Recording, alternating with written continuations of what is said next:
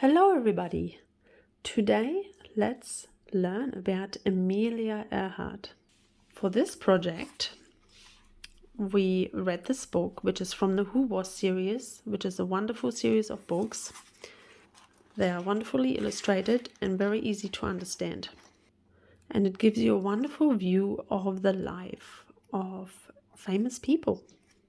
So, who was Amelia Earhart? Amelia Earhart was a pioneer. This doesn't mean she traveled west in a covered wagon or lived in a log cabin. It means she had a special spirit. She liked to be the first one to do new things. In the 1920s, Amelia became a pilot. This was in a time when the airplane was still a new invention. Not many people knew how to fly one. It was even more unusual for a woman to fly planes. But Amelia set many flying records to prove that she was the best. Amelia helped start the airline business in the United States. She also was a writer, a speaker, and a fashion designer. But it all started from her love of flying. Amelia was a pioneer in other ways too. She thought that women deserved to have the same rights as men. This was at a time when women were fighting for the right to vote. Many people still thought women were not strong enough or smart enough to have jobs outside the house. But Amelia's actions proved that bravery and brains were not for males only. Unfortunately, Amelia did not live to see old age. Just before her 40th birthday, she tried to set a new record. She wanted to be the first woman to fly all the way around the world. But Amelia and her plane went down somewhere in the Pacific Ocean. She was never seen again. Most people remember Amelia Earhart for the last event of her life. But this is a story about everything that came first. And then it starts with her childhood and how she grew up, her achievements, the people she met, the records she set. It is a very wonderful book to read. So here she is. This is Amelia Earhart. And with a beautiful drawing of a plane. Oh my goodness. Oh my goodness. It's missing a propeller. Amelia Mary Earhart was born in Atchison, Kansas on July 24th, 1897. She was very brave and adventurous. She built a roller coaster in her backyard.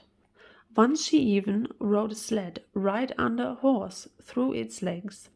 In the Iowa State Fair, she saw her first airplane, but her love for flying came much later. Amelia's principal in school was a woman. Amelia also wanted to choose a career instead of marriage and children. Amelia was elected class president and wrote the class motto, "Honor is the foundation of courage." While Amelia was at school, World War I started. She went to Canada and trained to be a nurse's aide and work at a hospital. She worked there until the war ended.